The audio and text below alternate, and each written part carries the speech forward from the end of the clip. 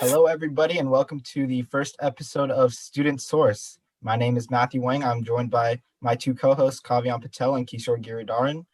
And today we will be interviewing Mr. David Haubert. Mr. Haubert is a former Dublin Unified School District board member, as well as Dublin mayor. And he is also currently running for the Alameda County Supervisor position. Great to see you, Mr. Haubert. How are you doing today? Hey, very well, thanks. Glad to be with you guys, and really excited that for today's interview.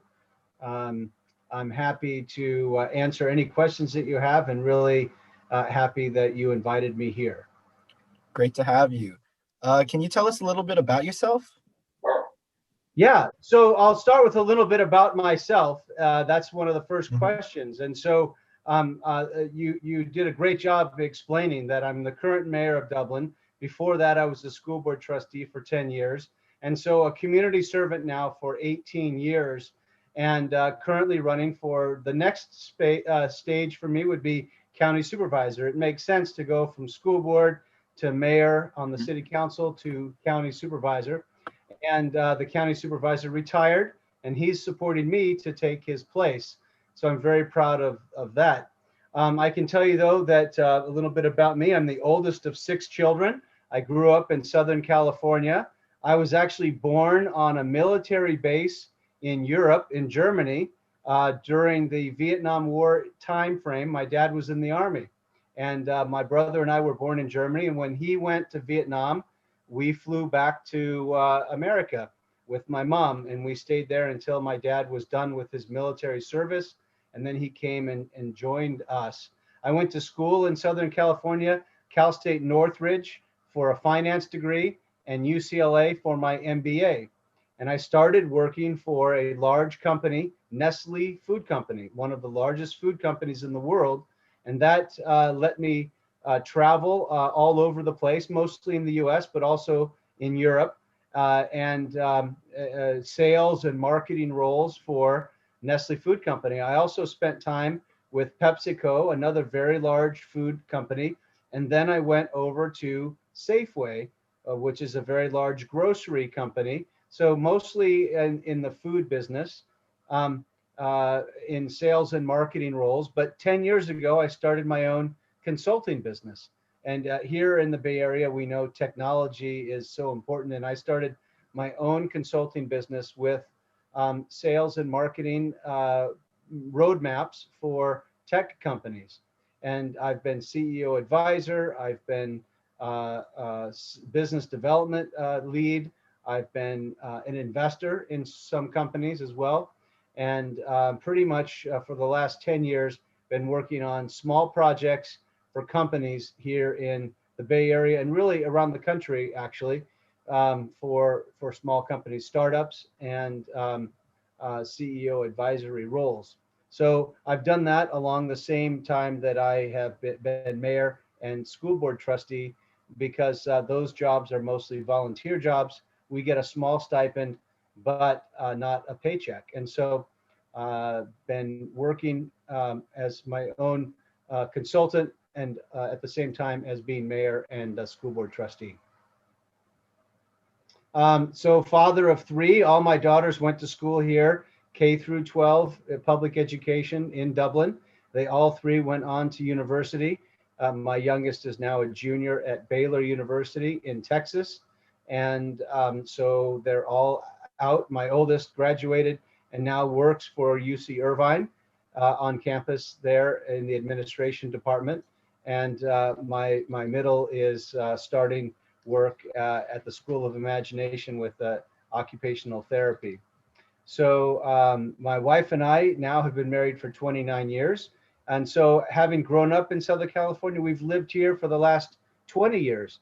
And the way I got started in, you could say politics, but really it's more community service, is that I started volunteering for my daughter's school. And I recognized the school needed some volunteer leadership from the community. They always have a site council chairman, a site council. And I noticed nobody had signed up for site council, not one single person. So I put my name on the list. And then at the end of the night for back to school night, four other people put their name on the list, and that became the school site council for the very first year that Doherty Elementary School in Dublin was formed, again 20 years ago. Nobody signed up, so I put my name on the list, and then became the site council chairman.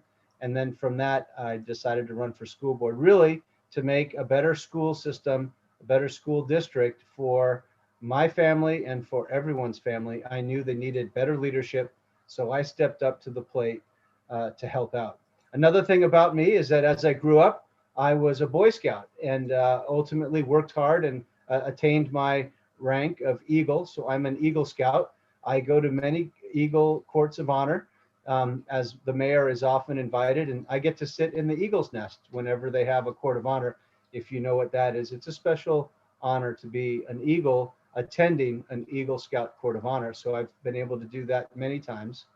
And after 10 years on the school board, decided that's enough. Let somebody else lead, that has younger kids in school. My kids were largely grown up and through the system. And so I let others lead. And then I became council member and mayor. So I will tell you that the college application process, I know there were some questions about that. And I can share with you that I know that today the college application process is extremely competitive. I am asked many times each year to write letters of recommendation for students that I have worked with that are part of my mayor's council, or that I've gotten to know over the years. And I'm always happy to do that. And I will tell you that the process, from what I can tell, is very much the same, even when my children were going through the college application process over the last 8 years. And even when I was applying for college and university, the process itself is very similar. But I will tell you that the competitiveness and that the level of applications is different. So you're always putting your best foot forward. But today that means even so much more than it meant years ago. And I know there's a lot of pressure on students. And that's why I created, or helped to create, and led the idea to create. In Dublin, we have the Advanced Scholars Diploma. I don't know if Doherty Valley has the Advanced Scholars Diploma or not, but at the time, Dublin was the only school in California to offer it. And what happened was, I would ask students at the end of the year at graduation, so, are you going to go on to university? Which university are you going to go to? Are you happy with that? What are you going to study? And I would hear students say, well, I'm going to go, but I didn't get into the school I wanted, but I'm going to go to this school instead.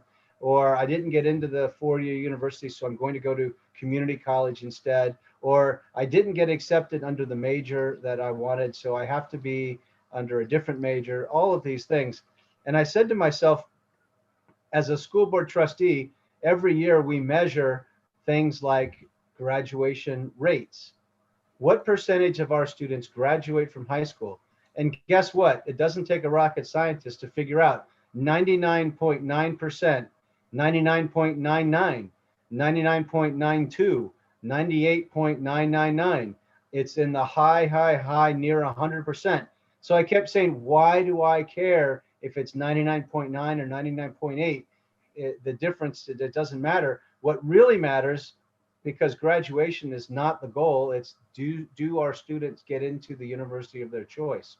And so I said, I'm not going to look at graduation rates so much. I'll look at it, but it's really almost a waste of time to even measure that. But instead I said, what does it really take to get into a university? And at first my staff would say, well, that's not our job. Our job is to graduate them from high school. And I said, no, our job is to make sure they're successful.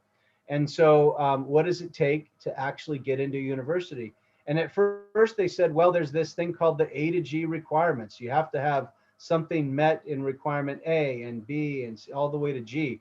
And I said, okay, you have to have that to even apply for university, right? You guys are all familiar with the A to G requirements. Yeah. And I said, okay, great. If they do those things, then they can apply, right? Yep, that's what they do to apply. Are they guaranteed admissions? Nope. wait a minute, why are we measuring the A to G requirements and finding out whether they achieve the minimum to apply? That's not going to get them in. Our goal is to get them admitted to the university of their choice. How can we identify what they need to do to get into the university of their choice? And of course, there's no complete right answer, but New York has the Regent Scholars Diploma. And I said, let's model something after the Regent Scholars Diploma. I would like you to tell me, what do students have to do to get in, to be accepted to the university of their choice? And I said, when we find out what that is, we can create the Advanced Scholars Diploma. If the students achieve that level, then they can get the Advanced Scholars Diploma. And if we set the bar at that level and they achieve more than that, then they should expect to get admitted into university. And we did a deep research. We found out what many college counselors already knew, but it wasn't part of the graduation requirements. We weren't telling our students they needed to do this, and therefore I thought we were failing them. And after we told them what they needed to do, we saw more and more students succeed. And let me share with you, it's not a requirement to graduate that you have extracurricular activities or that you have a certain number of community service hours. That's not even part of the A to G requirements. But if you don't have them, you won't get in.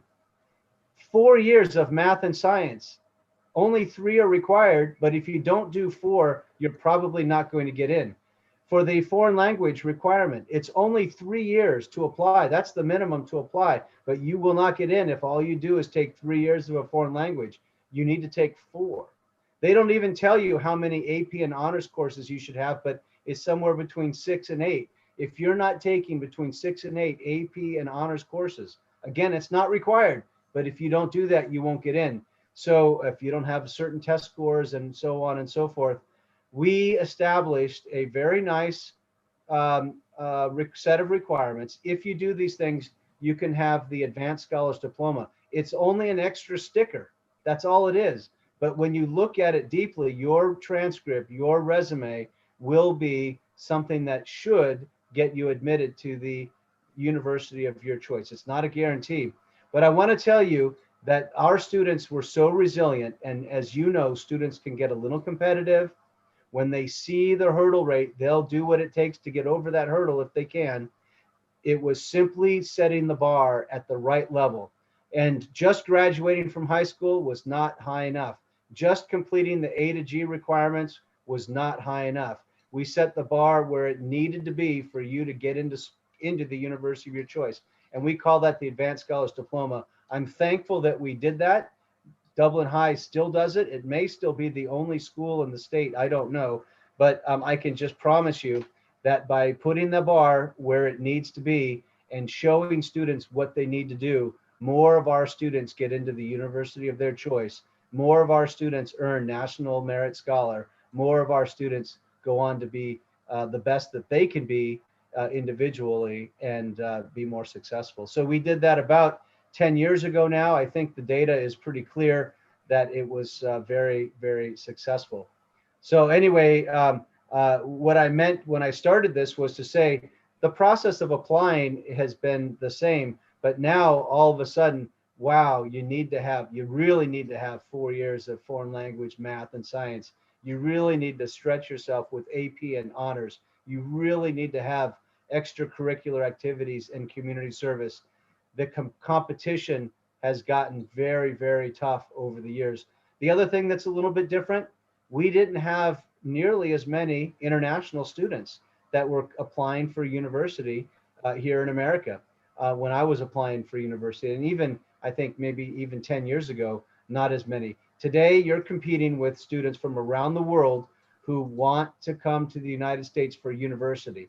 And so they're the best and brightest from other countries that are coming in and competing for spots. And so you're not just competing against your classmates in your community. You're not just competing against the best of the students in the Bay Area or California or America. You're competing with the best students in the world to come to American universities. And that is a little bit different than it was earlier on. Uh, I'll admit, in all humility, that I probably would not get into the university of my choice today because it is so darn competitive. Now, I was a good student, but I just don't know if I would get in to UCLA today like I did 20 years ago. Anyway, that was a lot of talk. I don't know. You also had questions about what does it take to be successful in business. I will tell you that there are some lifelong lessons that that you can learn as students, and it's not going to be get the best grades. That's a given, but it's going to be work well with others. And the transition from high school to college.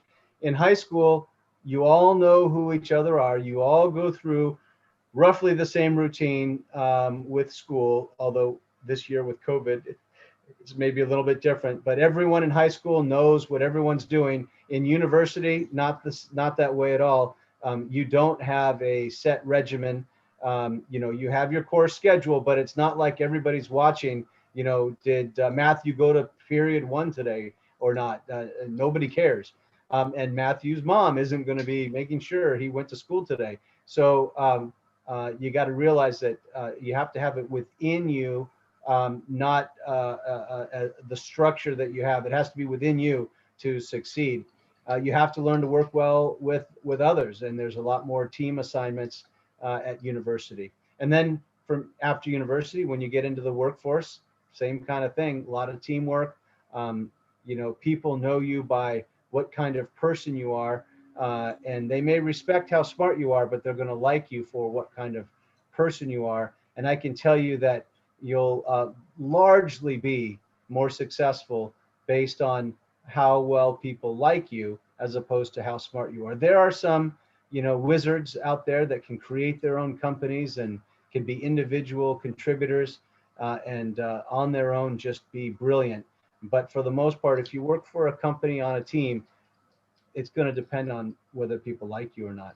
So always be likable and always get along well with others. Certainly prove yourself technically in your field of expertise, but be likable. The other thing is there will always be somebody that is more senior than you for the most part, unless you're the CEO. There will always be people younger than you unless you're in the very beginning of your career. Always be mindful to look up and look for mentors that are willing to help you, and then always look down for people that you can help to bring up, because you never know who could be your next boss, and or who could go to start the next Google. And if you've helped others, they will help you. And look for the mentor who is willing to help. They're out there. And so always be mindful of the people more senior and the people more junior than you, and know your position with them. I would say that in the world of business, I think you guys asked some questions about business. Take some classes that you didn't have in high school. I know people will often take economics, but and statistics was a great high school. You'll get into advanced statistics. You'll get into finance. You'll get into really deep calculations of derivatives, and you will use some calculus, but you really use principles of finance that are super important. Learn how to use the calculations that are responsible in finance. You'll learn that there are very specialized disciplines. Accounting is very different than finance. It's very different than economics. Know what is best for you, and excel in it. I guess I'm not sure, were there other questions? That's a lot to throw at you. Maybe there's some questions that I could still answer. Go ahead and shout them out. So like you've mentioned, you have worked in the business field for a long time. So was there anything that you particularly liked or disliked about your job?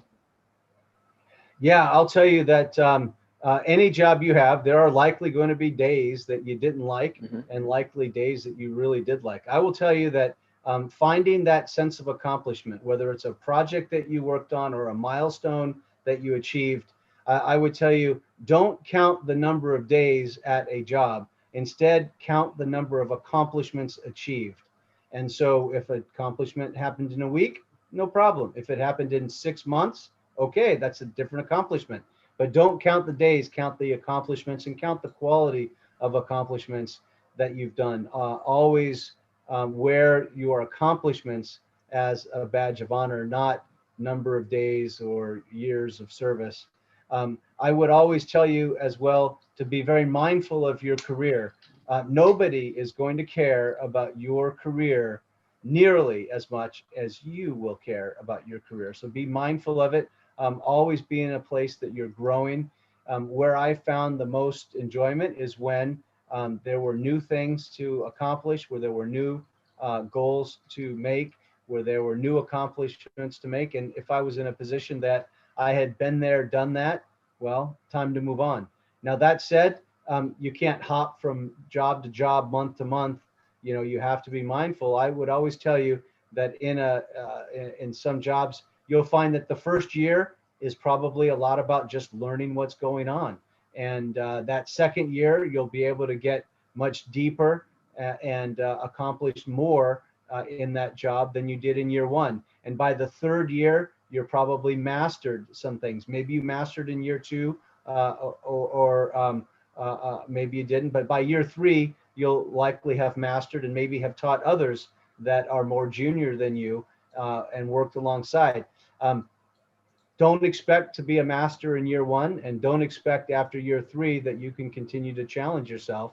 Probably time, you know, to move up or to move out into something else. Always be moving up or looking out for another opportunity, unless you really think that you're at the right spot.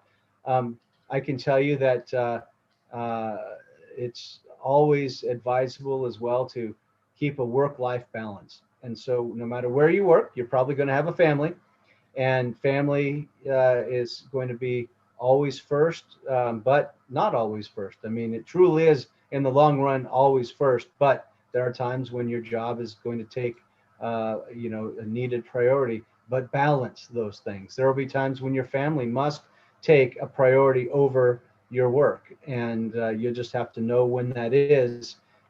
Just be mindful of that fact. Again, there will be times when you'll have to say yes to the job and no, I'm sorry, to the family, maybe when it doesn't mean much. But when it does mean much to your family, you're going to have to tell the job, I'm going to have to put you second, put the family first.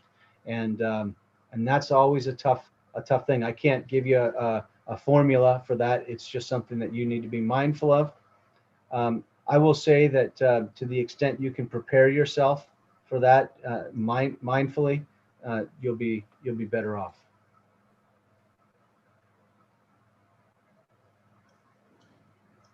Other questions that you might have, I'm happy to answer all of them. Yeah, so you mentioned what skills and what students should do if they're interested in the field of business, but how about if they're interested in becoming an elected official like yourself? What kind of skills and classes do you think they should try to focus on right now in high school? Yeah, no, so that's a good question. I'll tell you, there's no real playbook. There's no real course to take. I mean, you always have to take government because that's a requirement. I would say that it's not correlated with schoolwork at all, but rather what I would think you might want to do is to work on a campaign, volunteer for a staff job. And so let me just explain that there's a couple different components to this. One is, how do you become elected? And becoming elected is completely different than serving in the role of an elected. And they're completely different. Becoming elected is one thing, serving as an elected official is another thing. Working on a campaign is one thing, working for an elected official as an intern or as a staff person is a completely different thing. So becoming elected is about storytelling, is about engaging with voters, is about telling your story and convincing people to vote for you and getting elected. Serving is about knowing the needs of the community, knowing the resources that you have, fighting for more resources if you can, working with your colleagues, working with the professional staff that you hire. Remember, elected officials govern and lead a staff, a city staff or a school district staff or a congressional staff or a state staff. They do the work. You as an elected lead them in doing it. But doing that work is completely different than getting elected. So I would encourage you, and there's no real course for really, I mean, I guess you might consider things like public administration. Those are jobs, that's for a staff job. If you want to be a city manager or work in a city parks and rec department, that's not an elected position, but that's what's hired by the city staff. You might want to take some classes like that, but more likely the elected officials are people that decided to become a lawyer as a profession and then became an elected official, or a dentist or a doctor or a business guy like me. There are no real courses, but you might take a public administration course. But in the most part, be well-rounded, be a smart individual, be a critical thinker, be able to ask questions. And I will tell you that even there, the type of person that is capable of becoming elected may not be the best person that's able to serve in an elected role. But that's our system. You have to become elected to be an elected official. So you sort of need somebody that can do both, because you might be able to get elected, but if you're not a good public servant, you won't do a good job and maybe you won't get reelected. And likewise, if you're not capable of being elected, you'll never be able to serve as an elected unless you're appointed to fill a vacancy. Maybe that sometimes happens. So it's very difficult to find a person that is able to be elected because they're good at campaigning, they're good at telling their story, they're good at explaining to voters why they should vote for them. And they're also very good at doing the job of community servant. They're very good at serving their community, and therefore they become elected time and time and time again. I'm proud of the fact that I've been able to do that for 18 years. And so it shows that I can get elected. I've never lost 8, 9 elections now, and I've always been reelected. So I do a good job serving. But there's no real course to take. I would say the best thing you could do is volunteer, and volunteer for both campaigns, volunteer for being a staff job, be an intern for somebody outside of a campaign, nothing to do with getting elected. You just want to help them serve. I would recommend you do that. Okay, so I have a question about like you were talking about your family and your job life, and I was basically wondering, as like an elected official, what is your day-to-day schedule like? Do you think it's like more or less flexible than a typical 9-to-5 job? So yeah, if you have a normal, when I was on the school board and I worked for PepsiCo and I worked for Safeway, it was very difficult to break outside of that 9 to 5 everyday schedule. If I had to take a phone call, I had to wait till lunchtime to take it, maybe an emergency during the middle of the day.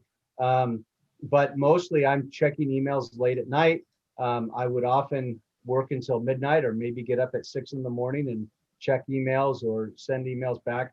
Fortunately, I was able to work fairly close to home, 15 to 20 minutes away. I didn't have to commute an hour and a half each way. So I could do emails at 6 in the morning, 7 in the morning, 7:30 at morning, and still be to work by 8:39. I could get off at 5 o'clock, be home by 5:30 and have dinner and do emails at 6, 7, 8. So cutting the commute down was critical for me. As my own self-employed consultant, my schedule is a lot more flexible, but that means that I'm doing consulting work, typing up reports, emails at sometimes 2 or 3 in the morning. If I go to bed at 10, I might wake up at 3 and do work for a couple of hours and go back to sleep again and then get back up. But then I can sleep until 9 if I want, because I work from home. So there again, my commute got shorter, but work hours got fuzzy or blurry in terms of, you might be working late at night or in the middle of the night. But that's all about, again, work-life balance. Find out what's right for you. I can just tell you that it's a little more difficult when you have a structured 9-to-5 job, versus having a little more flexibility. So, Mr. Haubert, I know you talked about earlier on about your student diploma that you worked Yeah. on to put on students' transcripts when they graduated. So, just going off of that, what do you think schools can do better in like while teaching to prepare students? I mean, sorry, what can teachers do better to prepare students for life after high school? So when they're going into college or entering the workforce. Yeah, so I know that there's a lot of pressure for test scores, and those are certainly important. I would hope that our schools are truly looking at what does it take to be admitted to university and use that as their benchmark for their success. I would wish that more schools would offer advanced scholar diploma incentives. I would wish that schools would challenge students with group work. I know that they're getting more and more of that, but I think even more would be good. I wish that schools would also continue to develop different streams of education. I think we've driven the arts away. We've driven whether it's performing art or visual art. I would like to see more of that. And so, I guess what I would say is I wish that schools, they sort of teach to everybody to be kind of cookie cutter same, but I would wish that we would have more pathways of learning. I know that there's a medical pathway. I think we could have multiple pathways of learning. And what I will tell you is, and I think this is also another life lesson, don't strive to be the best at everything. It's impossible. God didn't make you to be the best at everything. There are some students that are really, really, really good at a lot of things, but they're very rare. Instead, find your passion, and schools could do a better job of rewarding the very best in many different areas. So we should strive to have the very best of whatever it is, the very best in math, the very best in debate, the very best singer, performer, band player, the very best, athlete, the very best at whatever you are good at, become the very best at it. You need to be good at everything. When we talk about well-roundedness, that sort of connotes that you're really good at everything, but you need to be really good at everything, but you need to be the best at something. And I will tell you that universities, that corporations and companies, they want to find somebody that's good at everything, but really, really good at something in particular. And if you're the best at whatever it is that you do, whatever it is, if you're the very best, you will be sought after for the people that want that. And it could be anything. I mean, the very best shoemaker will be sought after for the very best shoes, and they'll probably find wealthy people that will spend a lot of money on it. So be the very best, but don't be mediocre, because there's a bunch of mediocre, but be the very best at whatever it is that you want to do. And I think too many times we tell people, but you got to also be good here and here and here, and it distracts you from being the very best. I'll tell you a story. Shaquille O'Neal was the very best basketball player for the inside game. You get within 5 feet of the rim, nobody better. Shaquille O'Neal had a very poor free throw shooting percentage. He could not make a lot of free throws. And instead of his coach saying, okay, Shaq, go throw a bunch of free throws and practice that, because you're not really good at free throws. We got to get you better at free throws. Instead, nope. They said, you're the best, get even better. We want you to be even better at being an inside man. And he became even better. And he was a more valuable player, even though he couldn't hit free throws. It was okay.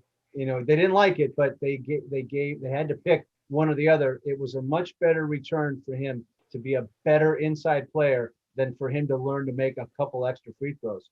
All right, a little bit different. Steph Curry, great at making free throws and 3-pointers and just awesome all around. But he's not very good on the inside because he's a little tiny guy. But what he did best. He excelled at, and he didn't try to drive to the hoop as much and didn't try to go up against Shaq as much, but he would take him to the outside and shoot 3-pointers all day. And if he got fouled, he made every single free throw. So know what you're really good at and be the very best at it, and you will be recognized for it. Make sense? Yeah. All right. So, one last question before we end the interview. What was your favorite college or high school memory? Well, I'll tell you what. Uh, phew, well, let's see, go way back. I'll tell you what, the time in high school when I played water polo in high school, I played soccer in high school. The 4 years that I played, 3 years varsity for soccer, were absolutely amazing. Great friends, even some that I keep today. You know, I was named one of the honorable mentions for the all league team.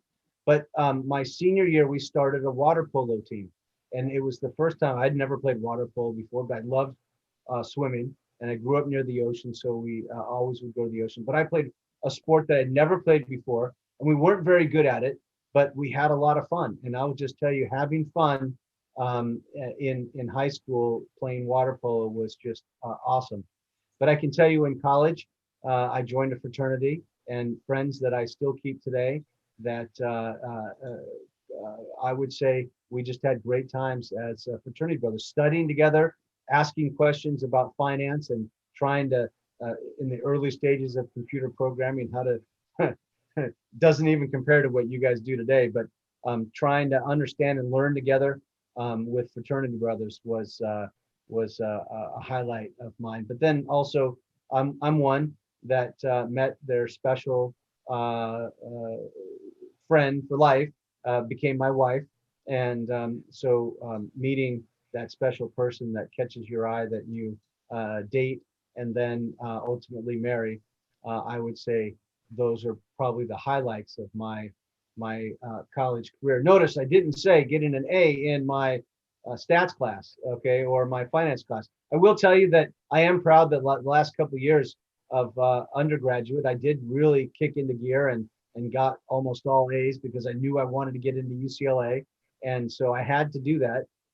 So I'm proud of that, but I wouldn't say it makes the top three of what my undergraduate. But then getting admitted to UCLA, pretty special for me.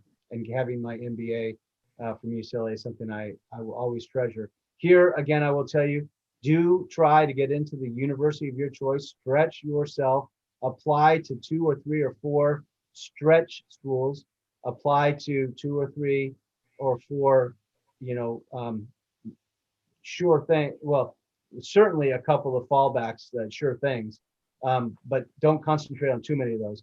Concentrate on what you should reasonably expect to get into, and try for that. But then always challenge yourself and go to the best school that you can for the right field of study that you want to study. Don't just pick the name.